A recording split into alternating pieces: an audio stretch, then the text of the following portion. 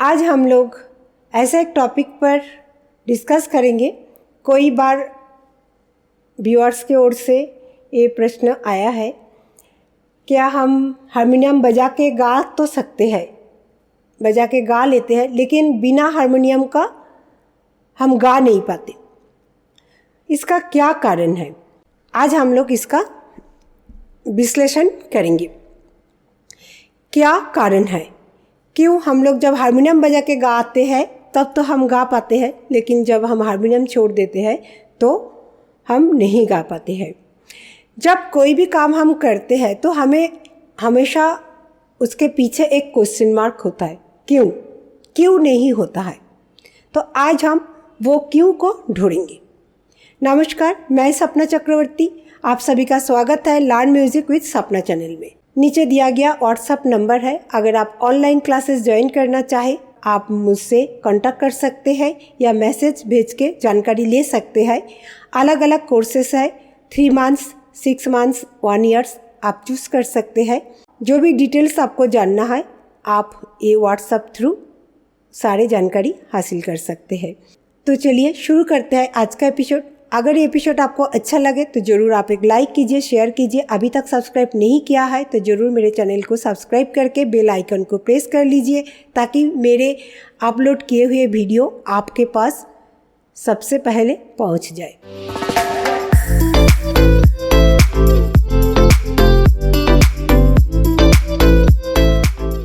आज हम डिस्कस करेंगे how to sing without harmonium. अगर हम हारमोनियम को बजा के गाना सीखते हैं, इसका मतलब तो ये नहीं है क्या हम हारमोनियम बिना कभी कहीं पर गाना नहीं गा सकते। तो उसका क्या क्या रीज़न हो सकते हैं और उसे हमें कैसे दूर करना है, कैसे हम सक्षम होंगे बिना हारमोनियम का भी गाने के लिए। जब हम लोग म्यूज़िक सीखते हैं, संगीत तो एक साधना है, हम सब जानते हैं, और ये सीखने के लिए आपको 2-3 चीज़ें बहुत ज़रूरी है। जैसे आपको नियमित रूप से प्रैक्टिस करना ज़रूरी है, आपका कंसंट्रेशन बहुत अच्छा होना चाहिए, आपका अंदर में सिंगिंग एबिलिटीज़ होना चाहिए, आपका अंदर एक पेशेंस होनी चाहिए। तो ये 2 चीज़ जब हम म्यूज़िक सीखना शुरू करते हैं तो ये जो हमारी सिंगिंग एबिलिटीज़, इसको फोकस करना ज़रूरी है, और पेशेंस होना बहुत ज़रूरी है, क्योंकि आपको खूब सारे मेहनत करनी होती है, बहुत सारे प्रैक्टिस रिवाज को करके आपको वो मुकाम हासिल करना होता है। हारमोनियम जब हम बजाते हैं तो हमें हमेशा एक सपोर्ट मिलते हैं ट्यून का। जब हम हारमोनियम छोड़ देते हैं तो हम गा नहीं पाते हैं। क्यों? एक बिग क्वेश्चन है, क्यों आप नहीं गा पाते हैं? 2-3 रीज़न हो सकता है। सबसे पहला है, क्या क्या रीज़न हो सकता है। एक, जब हम बिना हारमोनियम के गाते हैं, कोई बार ऐसे होता है क्या हम गाना समझ पाते हैं, उसका सुर भी हमें पता है, लेकिन जब हम गाते हैं तब हम कोई ना कोई जगह पहुंच जाते हैं, सही जगह सही ट्यूनिंग में हम जा नहीं पाते। एक रीज़न है क्या अभी तक आपका स्वर ज्ञान संपूर्ण नहीं हुआ, मीन्स आपको स्वरों का जो अंदाज, जो एक स्वर से दूसरे स्वर में हम जाते हैं, उतनी मजबूत नहीं हुई है। तो आपको रिवाज की बहुत ज़रूरी है। दूसरा, आप कोई ना कोई लय में कच्चे हैं, क्योंकि जब आप गाना गाते हैं तो आप एक जगह पर ज़्यादा कंसंट्रेट कर देते हैं तो दूसरी जगह आपका ढीला पड़ जाता है, लूज हो जाती है। तो सबसे पहले आपका रिवाज में कोई ना कोई गलतियां है, जो रिवाज करके आपका जो बड़ा स्वर है, इस स्वर का ज्ञान संपूर्ण रूप में आपको नहीं हुआ है। जब हम हारमोनियम में पहले बजा के गाते हैं, उसके बाद अगर आपके पास तानपुरा नहीं है तो आप सा पा सा लगा के वो बड़ा स्वर को लगाइए। देखिए, एक एक स्वर लगाइए और फिर उसको प्रेस करके देखिए कि आपका सुर के साथ वो सुर मैच हो रहा है या नहीं है। एक टेक्निक है आपको स्वर ज्ञान को बढ़ाने के लिए। एफर्ट, डिज़ायर, परसिस्टेंस और पेशेंस, ये 4 चीज़ों की बहुत ज़रूरी है। अगर ये 4 चीज़ अगर आपके अंदर है तो आप ज़रूर सक्सेस होंगे। आपको क्या करना चाहिए, क्योंकि हर टाइम अगर आप संगीत सीखते हैं, कोई पर आप जाते हैं, कोई ऐसा मौका हमें मिलता है क्या हमेशा हमारे साथ हारमोनियम लेके हम नहीं चल सकते, तो आपको वो सुर ज्ञान, जैसे हम लोग कान को बंद करके, आँख बंद करके अपने स्केल को सा लगा के स्केल को ढूंढ लेते हैं। कोई बार आप लोग देखते हैं कोई लोग जो सिंगर गाते हैं कहीं पर तो हमेशा अपने स्केल को हमिंग करते हैं, फिर वो गाना शुरू करते हैं, क्योंकि उनको वो गाने का सर चलन में जो सर है वो सर ज्ञान तो पक्का है, लय में भी पक्का है, तो स्केल बिगड़ ना जाए। अचानक हम गाना शुरू करेंगे तो हमें स्केल बिगड़ने की डर होते हैं, वो गलतियां हो सकते हैं। तो इसीलिए जब भी आप विदाउट हारमोनियम गाना गाएं तो ऑलवेज आप अपनी कॉर्ड जो आपकी निजी स्केल है उसमें आप आवाज़ लगा के स्केल को फाइंड कर लीजिए, फिर आप गाना गाइए। सेकेंडली, आप हमेशा बिना हारमोनियम का वही गाना को पहले चुनिए जो गाने को आप हारमोनियम पर बहुत अच्छे से प्रैक्टिस कर लिए हैं, जिसमें आपकी आवाज़, आपकी सुर बैठ गया है। तो आप वही गाना को चुनिए और उसी गाना को प्रैक्टिस कीजिए। अचानक कई नए गीत को सुने और उसी को थोड़ा हारमोनियम में 2-4 दिन प्रैक्टिस करके तुरंत गाएंगे तो हो सके आपका स्वर ज्ञान उतनी पक्का नहीं है कि आप उसे फटाफट सुने और गा लें।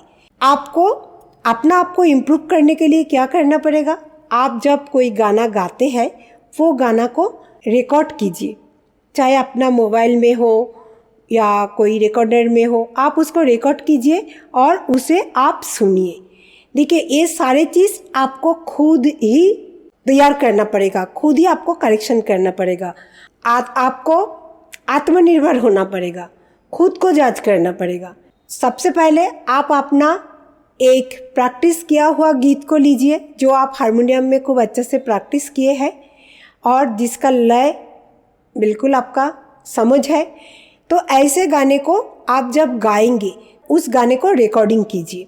ये रिकॉर्डिंग के द्वारा आप अपने आप को करेक्शन कर पाएंगे। रिकॉर्ड करके आपको खुद को सुनना है, क्या आपका सुर कहाँ पर गलत हो रहा है, कहाँ पर उतर रहा है या चढ़ रहा है, या कहाँ पर आपका बीट छूट रहा है। कोई भी मिस्टेक हो सकता है, लय से आप अलग हो सकते हैं या आपका सुर जो है वो ऊपर नीचे हो सकते हैं। तो एक फिर आप उसी जगह को करेक्शन कीजिए, फिर से उसे रिकॉर्ड कीजिए, फिर आप उसे करेक्शन कीजिए। तो ये जो प्रोसेस, इसके लिए आपको बहुत पेशेंस की ज़रूरत है और आपको एफर्ट करना भी ज़रूरी है। अभी मैंने जो ये 4 चीज़ों आपके सामने रखे थे, एफर्ट, डिज़ायर, परसिस्टेंस और पेशेंस, यही प्रक्रिया है आप अपने आप को बिना हारमोनियम को गाने लायक बनाने के लिए। तो ये तरीके से अगर आप प्रैक्टिस करेंगे आप खुद ही फाइंड आउट कर पाएंगे कहाँ पर कौन सी जगह पर आप गलत हो रहा है, तो उसी जगह को आप तुरंत करेक्शन कीजिए, फिर से उसको रिकॉर्ड कीजिए 2 बार, 3 बार, 4 बार, ज़रूर आपका गायकी परफेक्ट हो जाएगी। लेकिन आप डरिए मत, तो हमेशा आप सहज और सरल चीज़ों से शुरुआत कीजिए ताकि आपको एक सक्सेस मिले। बिल्कुल शुरुआती में आप कोई कठिन गाना को ले लिया और कोशिश किए तो उसमें आपको फेलियर होने की चांसेस ज़्यादा होता है। तो इसलिए आपको पहले बिल्कुल प्रैक्टिस किया हुआ ऐसे कोई गीत या बंदिश जो भी आप गाना चाहें उसी को आप पहले चूज़ कीजिए और उसी को गाइए, रिकॉर्डिंग कीजिए। फिर जहाँ पे आपका गलत हो रहा है आप फिर से ओरिजिनल सॉन्ग को सुनिए या आप सरगम को देखिए, कहाँ पर बजा के देखिए कहाँ पर आपका ट्यून बिगड़ गया, फिर आप उसे विदाउट हारमोनियम फिर उसको गाइए। तो देखेंगे आपका धीरे धीरे कॉन्फिडेंट लेवल बढ़ता जाएगा और आप एक दिन कोई भी गीत को बिना हारमोनियम के बहुत अच्छा से कॉन्फिडेंटली सबके सामने गा पाएंगे। आशा करती हूँ आपकी ये प्रश्न के उत्तर मैंने दे पाई हूँ और आप समझ पाए हैं कहाँ पर आपको मिस्टेक हो रहा है और कहाँ पर आपको फोकस करना है। तो ये 2-3 चीज़ों को आपको फोकस करना है, रिवाज को बहुत अच्छा से फोकस करना है ताकि आपका 12 स्वरों का जो ज्ञान है वो संपूर्ण हो जाए। और हमेशा कोई भी गीत जब आप गाते हैं लय से भागिए मत, लय में ही शुरू से गाने की कोशिश कीजिए, तो आपकी बॉडी के अंदर एक रिदम तैयार हो जाता है। तो आप जब गाना गाएंगे तो ऑटोमेटिकली वो रिदम में गाएंगे। पहले बिना रिदम के गाना गा लेंगे, फिर उसको जब रिदम में सेट करते हैं तो उसमें भी कई सारे प्रॉब्लम्स आती है। तो हमेशा शुरुआती से ही आप लय के साथ ही गाना को समझने की कोशिश कीजिए और उसे सीखिए। आज के एपिसोड यहीं तक। आशा करती हूँ आप सेटिस्फाइड हुए होंगे, आपका प्रश्न का उत्तर आपको मिला होगा और आप आगे से अपनी कामयाबी की ओर और अग्रसर होंगे। फिर मिलेंगे नए वीडियो लेके नए एपिसोड में। तब तक आप अच्छे रहिए, खुश रहिए। धन्यवाद।